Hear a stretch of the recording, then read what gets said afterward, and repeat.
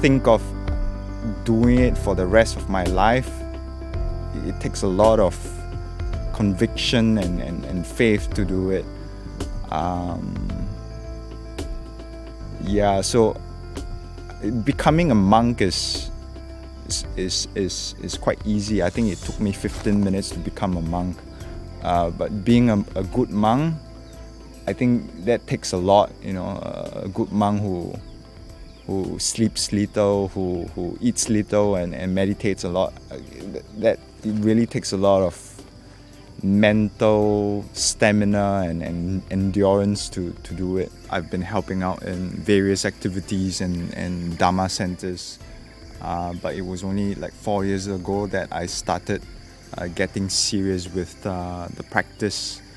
I've been making trips to Mapjan 2 to 3 times a year. When the thought to ordain came up, it was quite a natural choice for me to come to Mapjan. It was a bit hard at first. Giving up was, physically giving up was quite okay. Coming here, donning the robes and shaving off one's head. In the first few weeks, the thoughts just kept coming back. Thoughts of the 3 things that kept coming back for me. It's massages, food, and football. So I had to do quite a lot of contemplation to still my mind. I think it took me around 3 to 4 weeks for that to go away. So after which my mind kind of stabilized. So the day starts off with the morning bell going off at 4 a.m. in the morning. So one would then wake up and prepare for morning chanting at 5 a.m. So the monks will usually go out at around 6 for their alms round. It's actually quite different being a lay person and a monk. I've been through the routine as a lay person.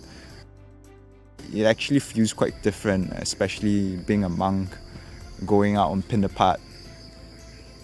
It's actually quite tiring.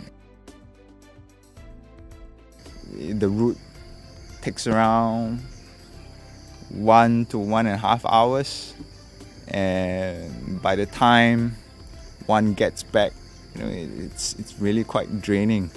The feet hurts, the knee hurts, so that really saps the energy out from me. So around 7:30, that's when the monks will then prepare for the meal. So at around 8, the monks will then take the meal. Finishes off at around 9. So 9, that's the time when the monks will then clean up.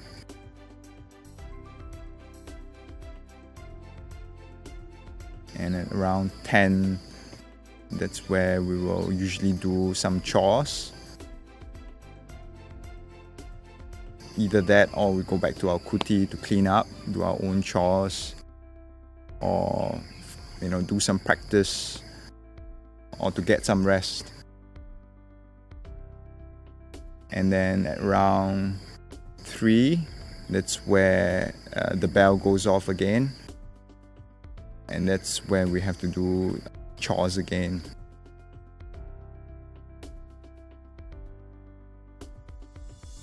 As for chores, it's really good practice for one's patience and mindfulness. For the past 3 months, I've been given tasks to clean the moat. It really tested my patience because of the mosquitoes, the smell, the poor design of the moat that doesn't have an outlet. It really got onto me. So it really took me a lot of time to really to get around my defilements. That's where you see the practice coming into play. it's the core what, like, being careful with one's conduct. Through that, and it carries through to the chores as well. So when one is doing the chores, one is careful with one's actions. So through that, I was able to develop the sati and mindfulness, and over time I got the hang of cleaning the moat. So at 5 p.m. it's time for Nampana, after which we will then prepare for evening chanting, which starts at 7, ends at around 9 p.m.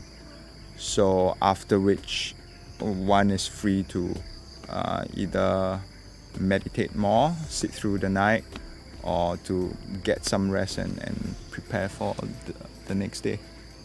I've heard a lot, I've seen a lot and experienced quite a fair bit, but to do it is really quite a different thing, especially the discomfort that comes along with it.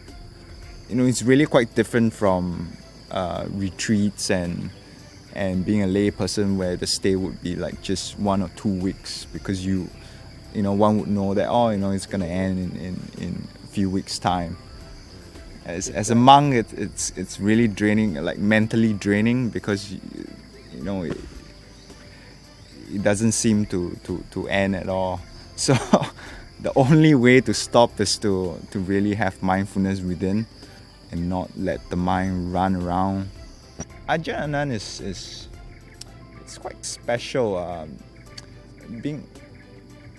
I'm not saying this to get into Ajahns good books, but as an auditor, I'm a skeptic by profession. So I didn't really buy into it at first when I came here. So it took me a long time. So I've been respectfully observing Ajahn for the past 4 years, and his teachings are quite direct and honest, and he's always quite prompt. He's prompt and assured. It's quite amazing. I realized that he's always so compassionate towards the monks as well as the lay people, and more importantly, and to me, I think the most impressive thing about him is he's quite equanimous. He's really, like, he doesn't show any sign of displeasure or impatience. So yeah, I've actually gained a lot, and I'm truly indebted to Ajahns kindness. I think being a Singaporean, I think the Dhamma that we are exposed to mainly comes in the form of Dhamma talks and meditation retreats. So the exposure to the core what is quite limited. Understanding and knowing about the core what is something that I've really gained through my stay here.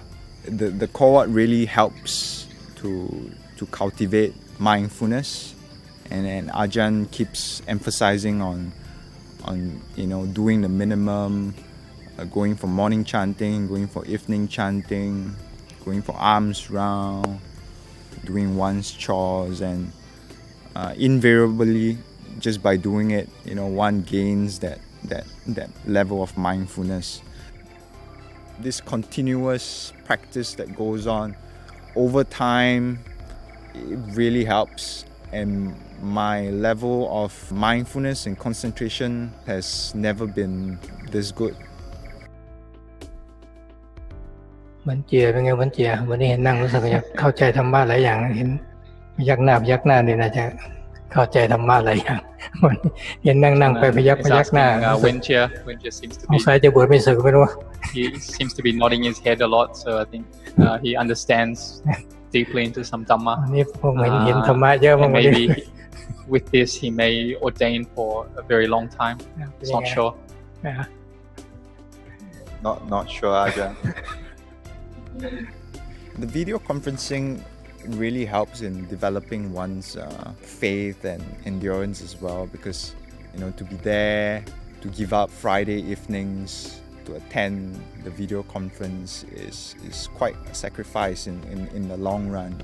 The talks over time, you realize that it can be quite repetitive, but the takeaway is really building that level of mindfulness, patience, and faith, because one would quite easily pander towards one's liking or disliking. So